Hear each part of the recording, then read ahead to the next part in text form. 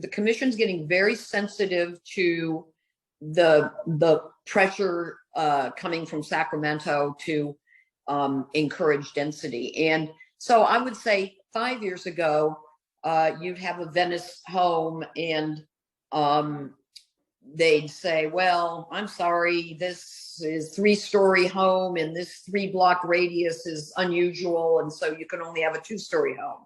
Or, they were very sensitive to that. Now, I've seen that shift, and they are not denying, sort of on these subjective standards.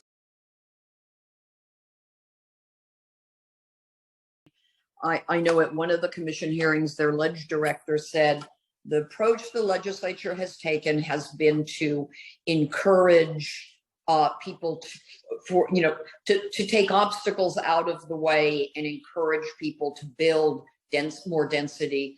But we're a regulatory agency and we should regulate it.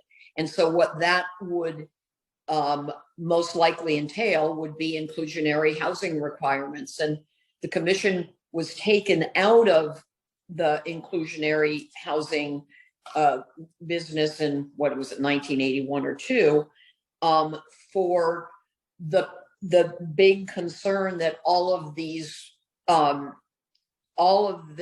inclusionary housing they were requiring couldn't be built. If I were a legislator, I would, and I was open to the idea of giving the Coastal Commission that authority. I would also want to, put some guardrails on it to, limit, basically require nexus studies or other sort of justification that the affordability levels that the Coastal Commission was imposing are actually feasible for market rate projects. There was a case out of Venice where the court ruled that basically the Coastal Act trumps the Housing Accountability Act and also the density bonus statute. So some of these provisions have really sort of put the emphasis on Coastal Act compliance versus compliance with what the other state statute is. So I think that's one area where there's room for legislative reforms.